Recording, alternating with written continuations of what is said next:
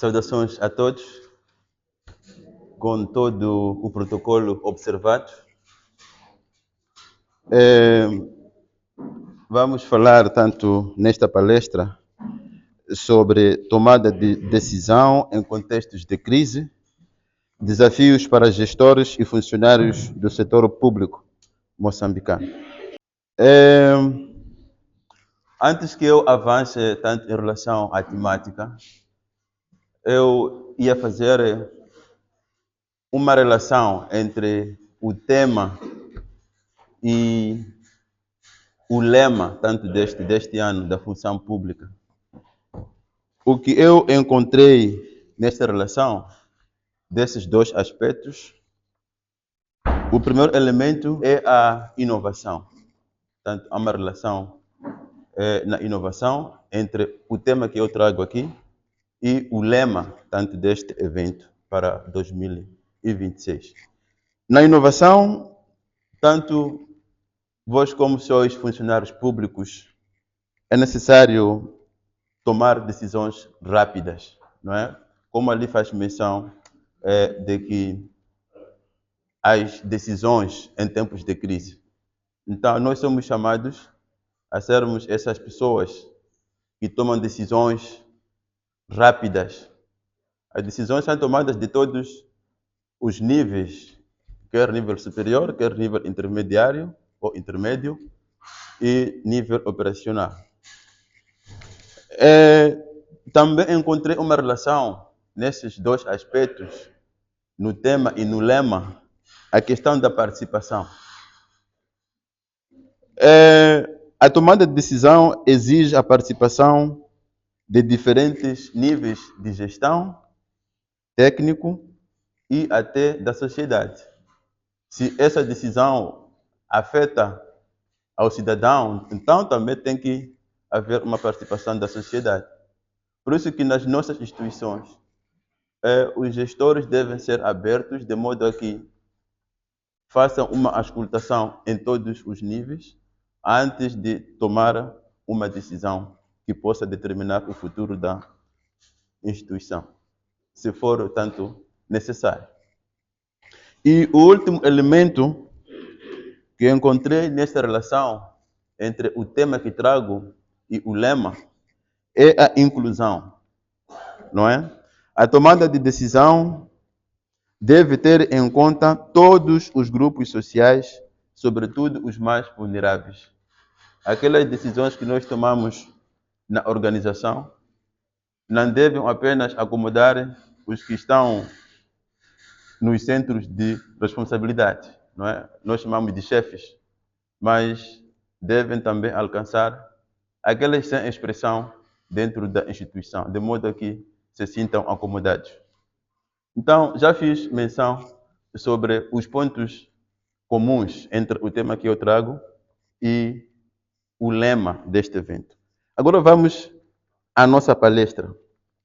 Tomada de decisão em contextos de crise. Desafios para gestores e funcionários do setor público moçambicano. Eu trago aqui algumas abordagens. Como vocês sabem, as crises não começaram hoje. Só para lembrar de algumas que nós fomos acompanhando, uma das crises que afetou o país, se não o mundo, foi a Covid-19, não é? Teve as suas consequências. Depois também tivemos outra crise, a crise climática. Tivemos vários ciclones, refiro-me aqui do Idai, do Kennedy, do Chido, entre outros ciclones. Também tivemos outra crise, ou estamos a registrar outra crise, que é a crise de segurança, que acontece em Cabo Delgado, o terrorismo. E, além dessas crises, registramos também, se não até então, a crise econômica, não é? E inflação, que faz menção da escassez dos combustíveis. e das divisas no país. São algumas crises que vão se arrastando e vão afetando o setor público.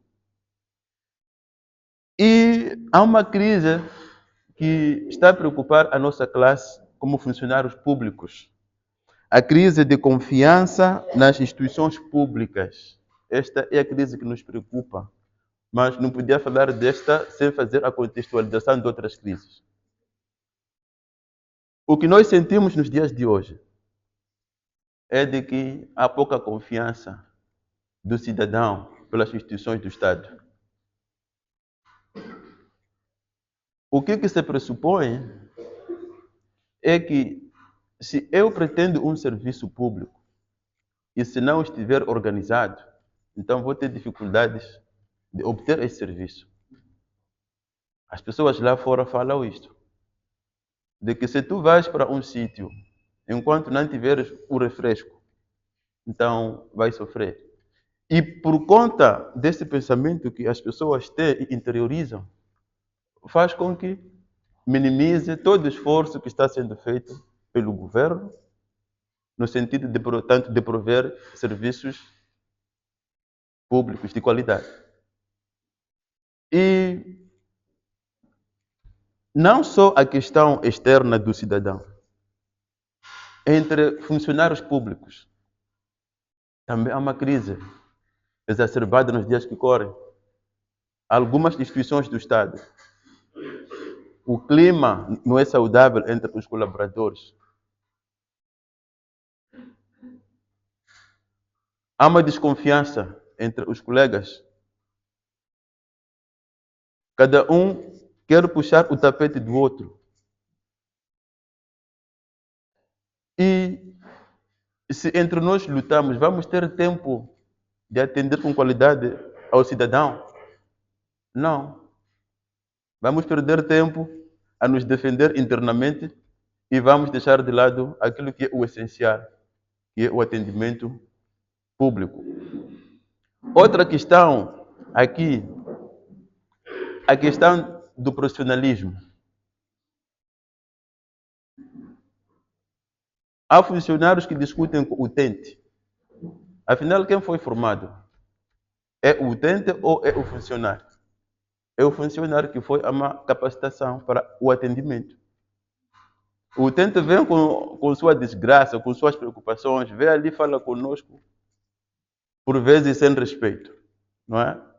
Nós que fomos à formação, que somos funcionários públicos, temos que inverter este cenário, no sentido de mostrar que há uma diferença entre eu, tanto como funcionário, e esta pessoa que vem de fora como utente. Tratando tanto este utente com respeito, com cordialidade, entre outros elementos que vocês, colegas, têm conhecimento. Quais são os sinais que mostram que há essa desconfiança do utente concernente às nossas instituições? Um dos sinais é a baixa credibilidade dos serviços públicos. Já fiz menção aqui. E outro sinal é a redução da participação cidadã. Se nós convocarmos uma reunião agora para que apareçam as pessoas para participar, vamos sentir que há uma redução demasiada de pessoas que vão participar. Então, são sinais que mostram que deve ser feito algum trabalho acrescido para dar resposta a isso. Agora, outro elemento aqui que quero fazer menção é do funcionário público como gestor de crises. Há quem pense que quem gera as crises é apenas o chefe, o diretor da instituição, o chefe de repartição, o chefe de secção, entre outros chefes. Mas cada um dos funcionários que faz parte da instituição gere e deve gerir a crise, não é?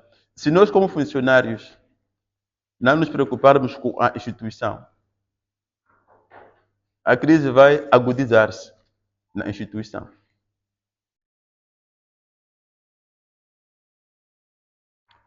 E é necessário que nesse processo haja a transparência. Porque em tempo de crise há muita interpretação. Cada um pensa que há um grupo que está a se beneficiar de alguma coisa, tanto coisa que nem existe, mas por conta de falta de transparência, então percebe-se que há um grupo aí que está a sair-se bem em relação ao outro grupo. É necessário também cumprimento das normas. Se as normas estão lá, em tempos de crise, nós temos que continuar a fazer este cumprimento. Outro aspecto é da prestação eficiente dos serviços públicos. Estamos em crise, mas não devemos perder a nossa essência como funcionários públicos. Temos que continuar a servir o utente, como sempre vinhamos servindo. A outra abordagem que aqui vou fazer menção é a atuação durante a crise. Em tempos de crise, alguns funcionários falam mal da instituição. Não há coesão na instituição. Mas, para nós melhorarmos isto, tem que acontecer o inverso. Defender a instituição. Defender aqueles que fazem parte da instituição. Se nós somos uma família que não está coesa, facilmente o inimigo vai entrar na casa. Assim também acontece na instituição. Se nós não formos coesos, se pequenos problemas nos dividir, então os de fora vão se aproveitar de nós. Lidar com pressão em tempos de crise. Há muita pressão, é necessário que nós lidemos portanto, com essa pressão. Também há escassez de recursos. O que eu ouço por aí é de que se diz que há escassez de recursos, mas há quem pense que alguém parece que não está dentro dessa escassez de recursos. Não é? Eu, por vezes, quando digo que estou mal, depois pergunta por que não andas a pé? Não é? Então, se tem carro, por que você não anda a pé? Se está mal. Mas se esquece que há prioridades na vida daquela pessoa, que se não tiver aquele transporte, pode parar muita coisa. Então, também acontece nas nossas instituições. Há coisas que não devem parar. Mas quando nós não percebermos isso, vamos pensar que não. Então, ele diz que não há recurso, em contrapartida está ali, não é? Então, tem que haver esta percepção. Reclamações dos cidadãos. Há pessoas que se excluem da organização quando um utente vem colocar uma reclamação. Então, ele também depois dá ênfase. Tu tens razão. Isto aqui não está bom. Está errado. Muito errado. Diante de uma reclamação, nós, como parte da instituição, temos que tentar minimizar esta reclamação, dando resposta assertiva que possa incrementar valor a esta instituição e os seus líderes. Eu trago uma nota nesta abordagem que eu fiz menção sobre a atuação durante tanto a crise. A nota diz o seguinte: o cidadão avalia o Estado através do comportamento do funcionário que o atende. Está claro? Não é? Aquele comportamento que nós manifestamos quando estamos diante do utente é o que vai determinar o bom nome da instituição. A terceira abordagem aqui que eu trago são os maiores erros na tomada de decisão durante a crise das nossas instituições públicas. Um dos erros é decidir com base nas emoções. Em contextos de crise, nós temos que lutar para ser mais lúcidos. As decisões não podem ser baseadas no medo, na popularidade ou na simpatia, mas ver o que está certo, o que não está, como é que devo tomar essa decisão certa, tanto conforme as normas que estão descritas nos instrumentos, tanto legais. Outro erro é decidir sem informação. Não é? Outros na gíria falam de fofocas. Ouviu dizer, não comprovou, então vai tomar uma decisão. Se calhar uma decisão errada, que devia ser tanto refletida e sair como devia ser, na positiva. Outro erro é centralizar tudo. Nós que somos gestores, atividades tão simples que não nos comprometem, ainda queremos fazer sozinhos. Então é um erro esse. É um erro. Há aquelas atividades que achamos que são tão simples, não estou disponível, então delegamos a um colega. Isto contribui no bom ambiente. Então podemos aprender a delegar aquelas tarefas que não nos comprometem, para que outros colaboradores sintam-se parte. Essa exclusão contribui com que alguns colaboradores sintam que não tem nenhum valor na instituição. Mas o fato de só estarmos ali, a partilhar do mesmo ambiente, então somos úteis para aquela instituição. A outra abordagem que eu também aqui trago nesta perspectiva é liderança em tempos de crise. Não é? Os líderes em tempos de crise, sobretudo os líderes modernos, que somos nós, não é? Pressupõe-se que parte do que está aqui de funcionários ou já fez o ensino superior ou está a frequentar. A maioria que está aqui. Só pelo esse fato, são líderes modernos. E como é que nós distinguimos esses líderes? São pessoas com visão. Se temos um líder que é licenciado, é o quê? Está a estudar e não se encaixa com o que vou dizer, então comece a encaixar-se. Para ser moderno, tem que ter visão.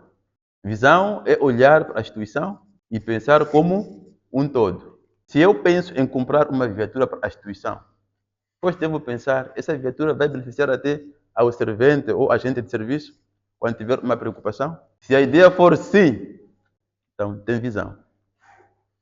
Está a pensar como um todo.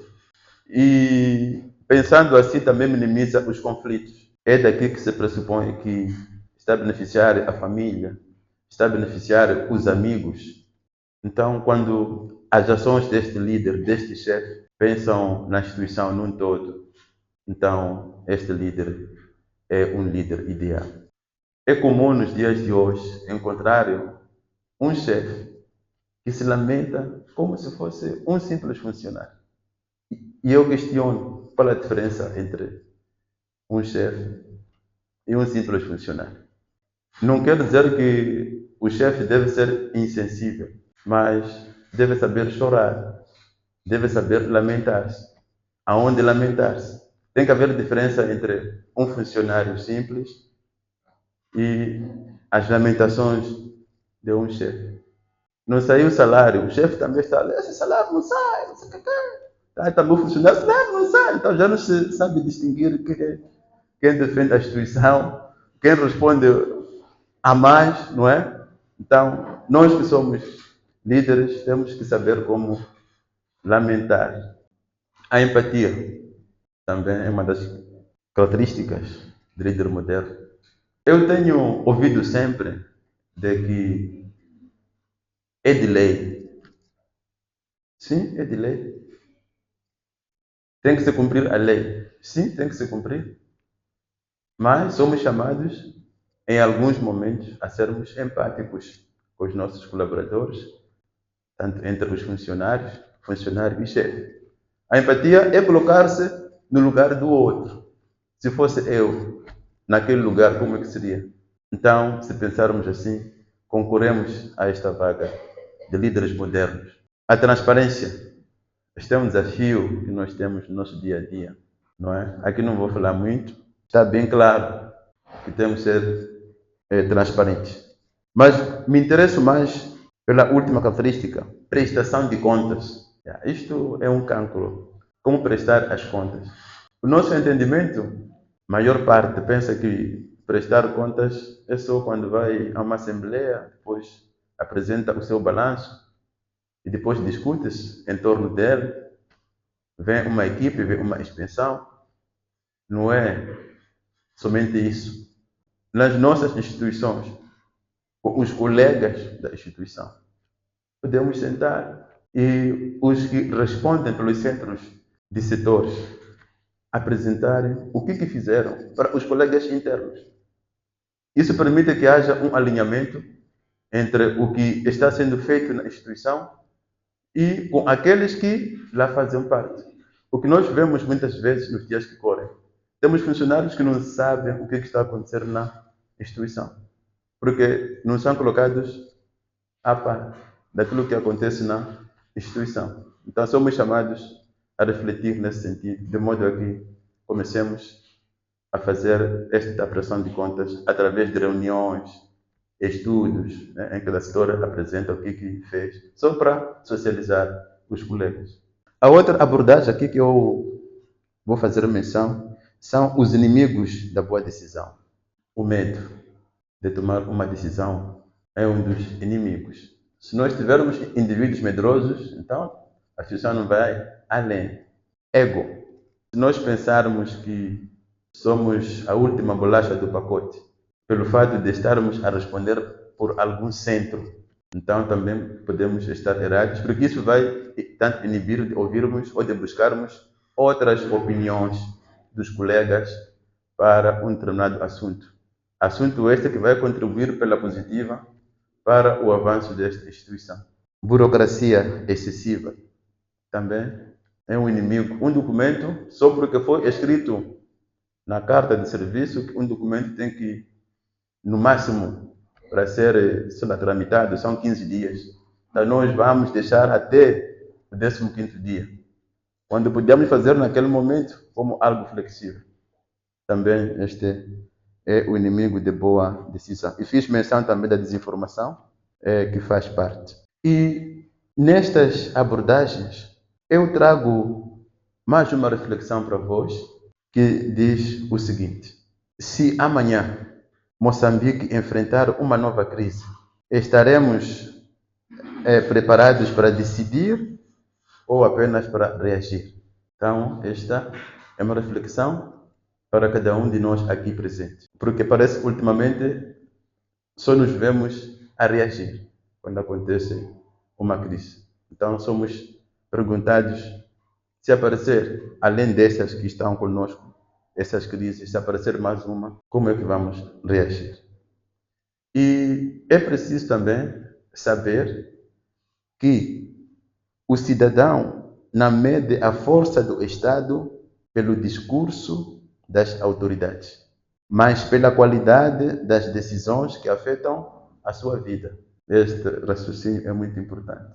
Se eu vou a uma reunião pública e o discurso que lá encontro não beneficia a minha sociedade, então eu entendo que não valeu a pena.